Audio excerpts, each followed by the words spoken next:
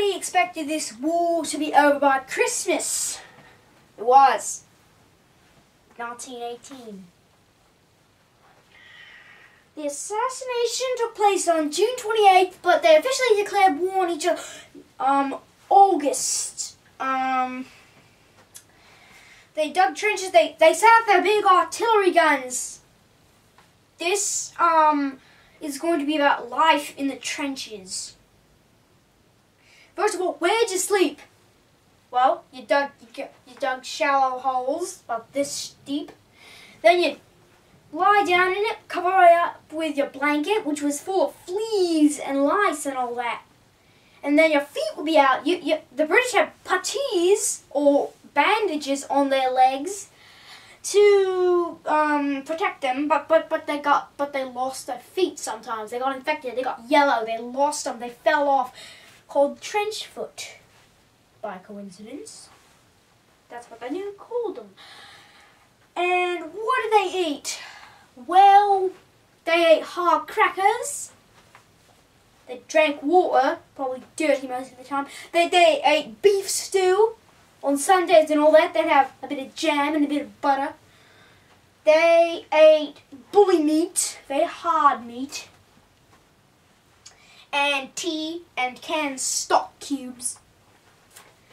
An iron ration, they called it. And they had a little pouch. They were given a little pouch. What it had in it was the following: a spoon, a fork, a knife, a straight razor, a shaving brush, a button stick, and extra shoelaces.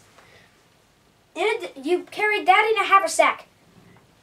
Also, in addition to that, you have your bayonet and your musket, your rifle, your Lee Enfield rifle, and your entrencher, little trowel thing.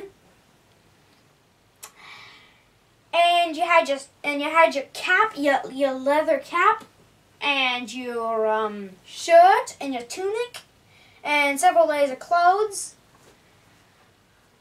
And in all, you were carrying about 60 pounds of weight and rations and stuff. They put barbed wire on the edge of the trenches. So artillery fire, you fire a shell at the barbed wire. What it does is it pushes it up in the air, throws it up in the air, then it falls back down. Hopefully it gets entangled even more, so when the enemy, the place between the trenches was called the no man's land. Sometimes it was shouting distance, sometimes it was 5 miles, kilometers.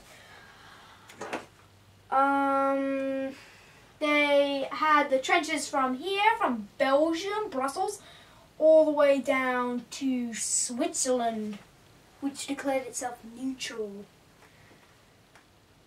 And so the defenses were very heavy. People would go up to the no man's land. The no man's land was just terrible. Exploding shells were usually hitting the no man's land. There were these little stumps of trees, these jagged like black spearheads of trees.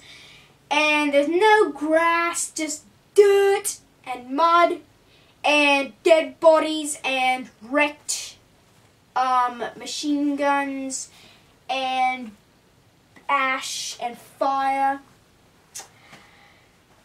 All day in the trenches, and sometimes all night they just fire ammo rounds of machine guns at them and shoot artillery. They invented the Wright brothers. They invented the plane. They used the plane to fly, and they take a camera and they take pictures of the enemy artillery positions and drop bricks and shells on them. First bombing. Then the Germans sent up soldiers in planes with rifles, 2 plane things. The second person would have a rifle and he'd shoot at them. Then they mounted machine guns on them. And they'd also shoot down Zeppelins. What were Zeppelins? Zeppelins were huge balloons full of hydrogen. A little basket at the bottom called a gondola. They dropped bombs on towns. They did it in London. At night time, you weren't allowed to light cigarettes. You weren't allowed to leave candles burning or church lights on. You got fined. Because all these things in the night time, a Zeppelin can see them and drop its bombs. And they did. They set up airplanes to shoot them down. Very easy. Even a little spark inside those huge hydrogen-filled balloons, very flammable. They just blow up. Sometimes they use dummy Zeppelins full of explosives. Planes would shoot them, recoil, the fire would burn them down. They're made of canvas and wood, you know.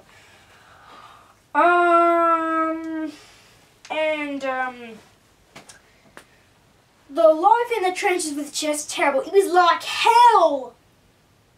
It was just terrible, but we'll talk about that later.